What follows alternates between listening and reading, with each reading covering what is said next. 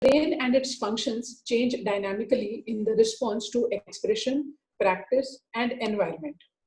Therefore, one can habilitate or rehabilitate an individual with head injury. Therapeutic interventions and the variables that we as therapists manipulate, they either impact the patient positively or negatively.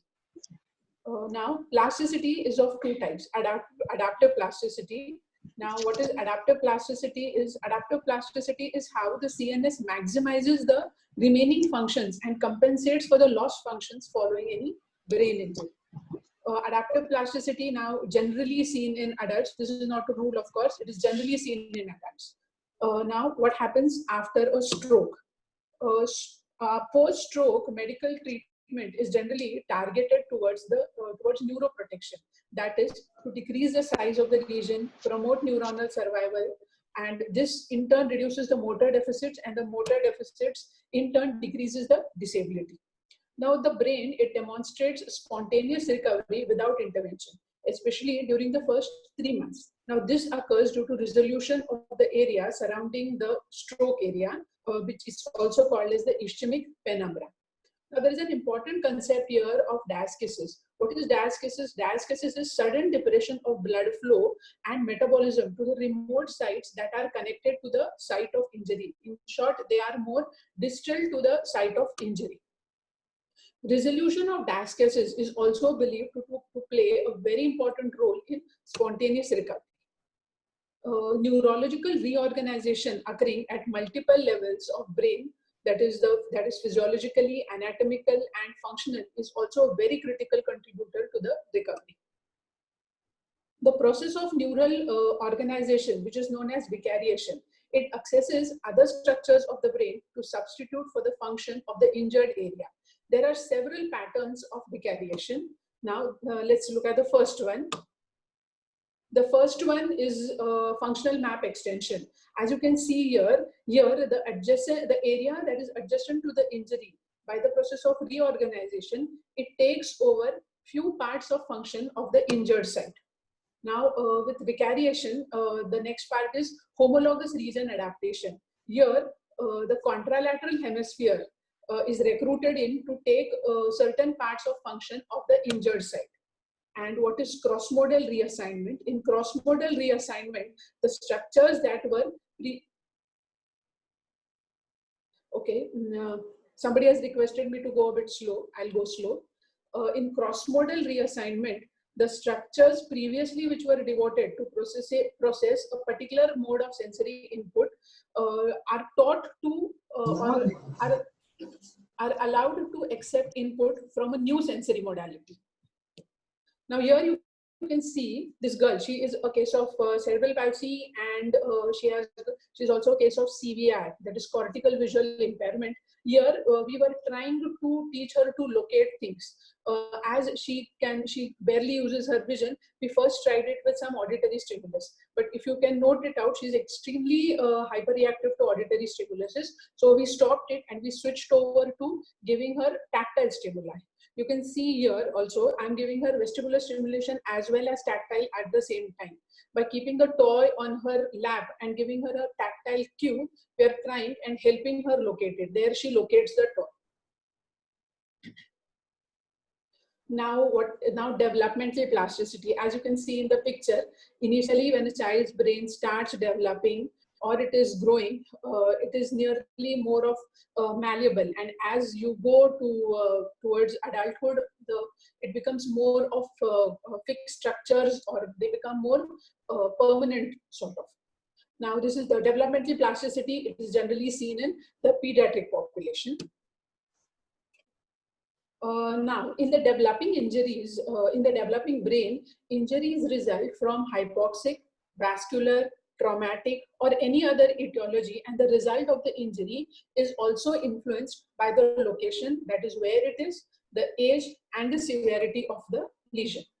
Now, in almost every case, the injury results in damage and disturbance of the neuronal networks that is causing the lesion. So, in short, because of the lesion, there is going to be a disturbance in the neural networks that are going to be there, along with cell damage.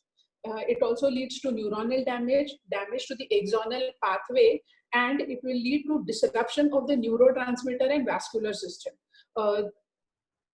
Then the traumatic processes that accompany a brain injury, they are not very well tolerated by a developing brain. Therefore, injuries to the developing brain, they result in poorer recovery than as compared to adults. Early injuries may not result in the same recovery process described in adults, and the brain's attempt to recover from the injury may cause further damage. Response to neural insults in the form of recovery, they include two parts: restitution and substitution. What is restitution? Restitution proposes that damaged brain, it heals itself and the function is restored. And what is substitution? Substitution, it describes reorganization of the brain through either transfer or reorganization of control to healthy areas of the brain. What we had just few minutes ago, we had seen that. Structural pathology, it depends more on the stage of the CNS at the time of injury rather than the precise form of injury. So in short, it depends on the age of the fetus rather than only the nature of the injury.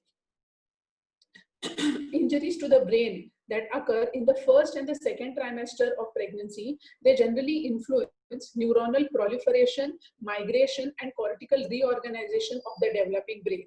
And therefore, they result in malformation of the brain. Now, what is here is that cells are yet being formed. Structures are yet being formed in the first and the second trimester. So any damage there is going to lead to malformation. In the third trimester, that is after 24 to 28 weeks, the brain, when cells are already or structures have already been formed, any brain insult, it leads to gliotic regions of the brain, which predominantly manifest as damage to the periventricular white matter, cortical, subcortical, and deep brain matter of the brain. So in short, it is going to lead to damages of the cells and not of and it is not going to result into any kind of malformations. Infants are generally vulnerable to white matter injuries, especially in 24 to 28 weeks of gestation, whereas gray matter injuries are more commonly in 36 weeks of gestation. In each type of injury, the resultant effect on function is related to which brain structures are affected. This is very obvious. Now we will move on to what are the exact tracks and what is going to happen if those parts or those tracks are going to be affected. All of us are very well versed with this. This is the corticospinal tract. The corticospinal tract, it originates in the motor, premotor, and the somatosensory cortex. Then this tract is divided into two parts. The lateral corticospinal tract, which forms about 90% of the tracts. Most of the fibers of this tract, they cross at the level of the medulla. 2 to 3% of the fibers, however, remain, and they remain ipsilateral. They control the limbs and the digits. The second part is the anterior corticospinal tract, which forms about 10% of the tract.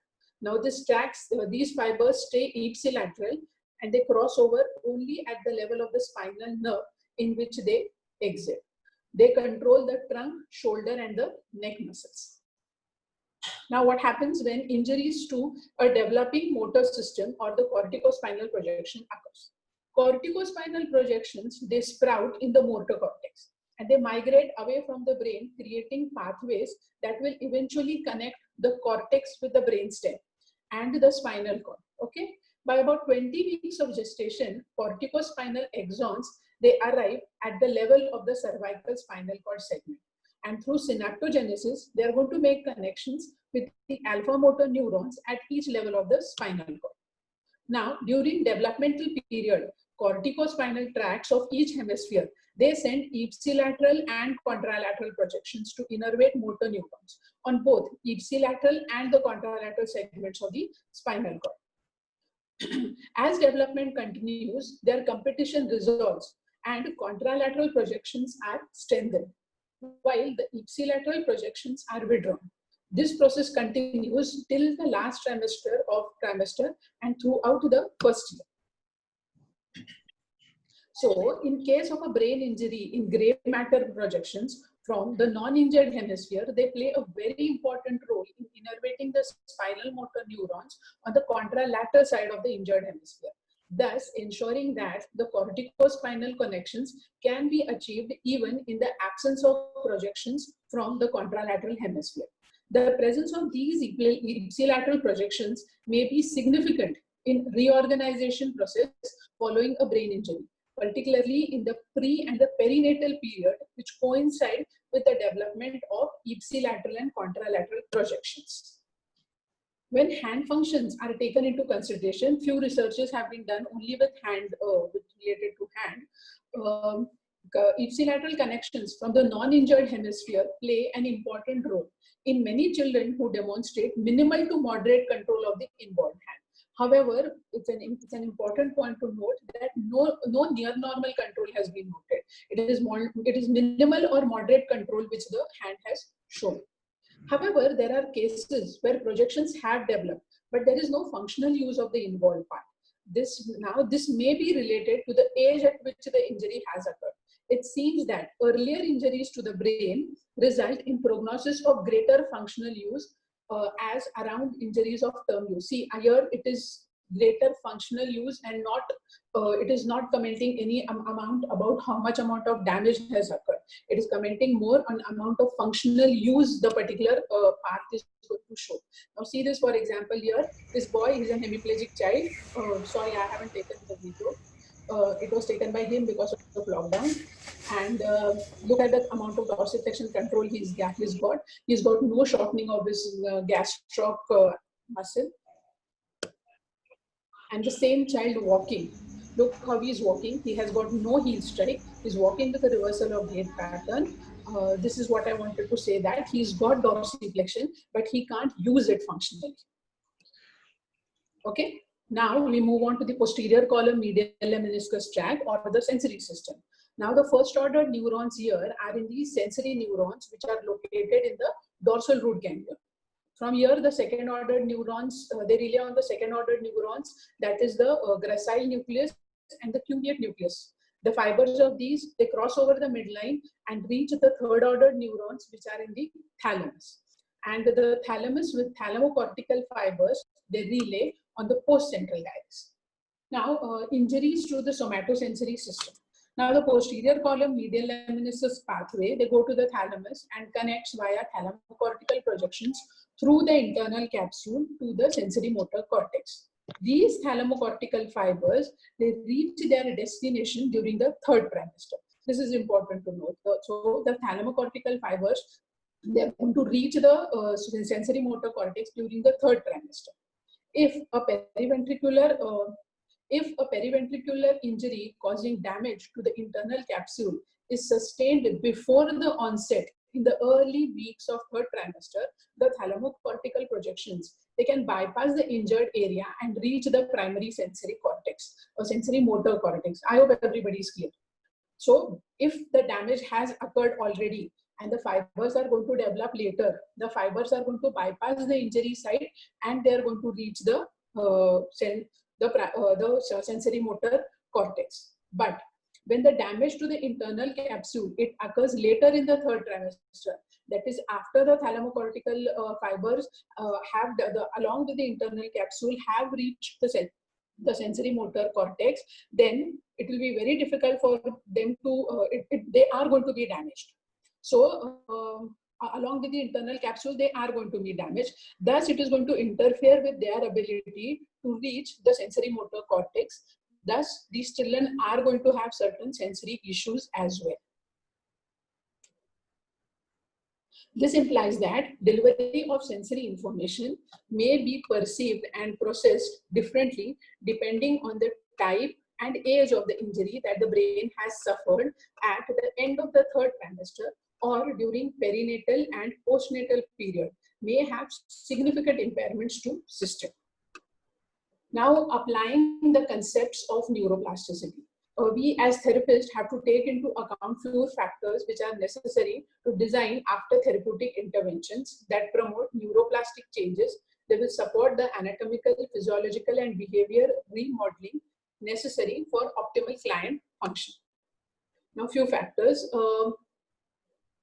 age. Now, age is associated with neurological atrophy and degradation.